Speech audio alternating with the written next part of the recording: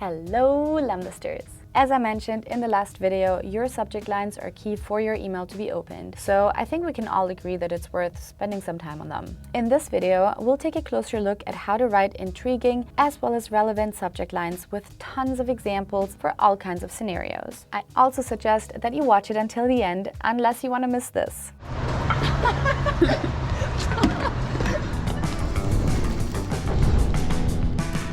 Okay, let's get rolling. First rule for subject lines: never overpromise and underdeliver. You want to make sure that your subject line is catchy and intriguing, but it always needs to be representative of the value you provide in the email that you're sending. As I already mentioned in the last video, clickbaiting will result in low reply rates and, even worse, be your ticket to the spam folder. Is that what you want? Okie dokie, let's dive into the examples I've prepared for you today. And get this, they all had open rates of more than 80%, which is huge. What?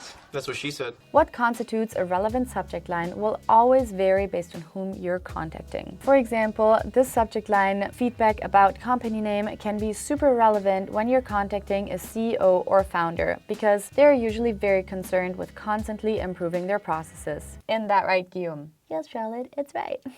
You see, Guillaume agrees with me. Then again, if you're contacting a podcast host to be featured on their series, for example, this subject line is super effective. I have a story for you, first name. It clearly states the value provided in your email and is personalized. Again, only use this kind of subject line if you can deliver on your promise. Or if you're contacting a head of growth, for example, then the subject line might be more relevant. Hit your goal with product. So, for example, hit your goal of $10 million in annual recurring revenue with lemlist. You get my point. Subject lines should be relevant to the person that you're contacting. That can be based on their position in the company, their general business goals, or their recent accomplishments or activity on social platforms. Check out this subject line. Love your work, first name. Love your work, first name. Love your work, first name. It's short but super effective. It's not only highly relevant and personalized, but it's also a great teaser. And yes, it's a compliment. But honestly, who doesn't like to be complimented? Oh, that is so sweet. This one is another example of a real high performer. First name.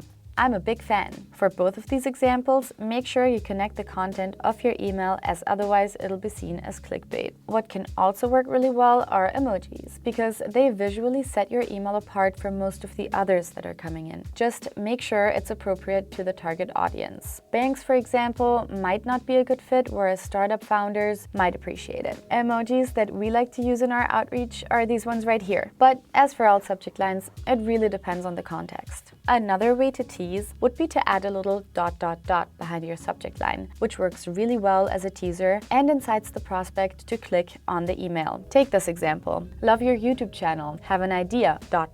It combines a compliment with a teaser to the value provided in your email body. And if any of you guys ever contact me by email, make sure to use that subject line. You know what you have to do.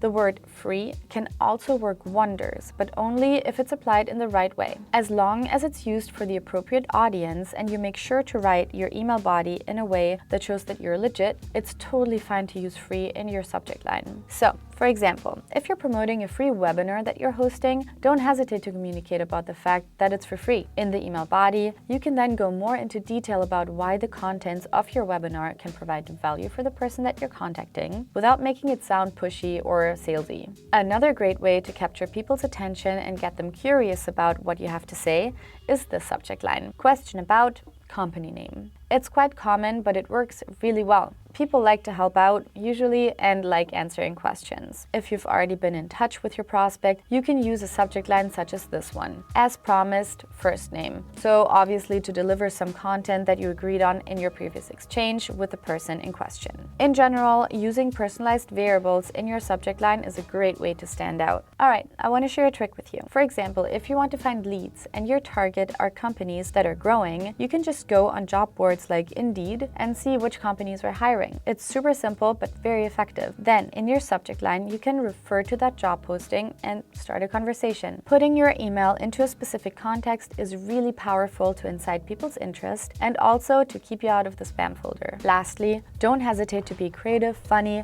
and even a bit sassy. Super sassy, super sassy. Just make sure that the context allows for it, but it can really pay off and make the difference. For example, you can use references to contemporary culture, like a Tinder analogy in your subject line, saying, "Hey, first name, I think it's a match." Like I said, only use it if you're sure that your audience will appreciate this kind of approach, but it can really be a cool icebreaker. And there you go. Time to start writing those subject lines and score some meetings. As per the usual, I won't ask you to like and subscribe because here at Lemlist, we prefer doing things differently. So if you like this video, I dare you to like and subscribe. Because if you don't like this video and subscribe to our YouTube channel, you'll have to let a friend of yours pour a bucket of ice cold water over your head and then send the video to charlotte@lemlist.com. Our Lemarter I1 did it.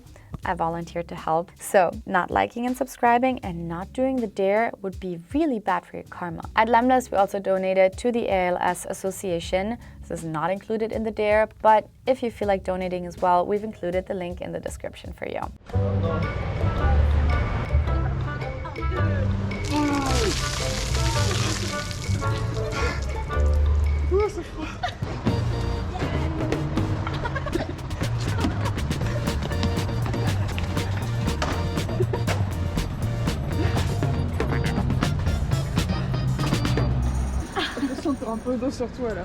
Nice try, R1, but not good enough. Better come to Dynamo with me to work on that cardio of yours. Please don't hesitate to contact us if you have any questions or if there is a subject that you would like us to cover here on the Lemlist YouTube channel. We'd be super happy to hear from you. In the meantime, stay amazing and I'll see you in the next video. Yeah.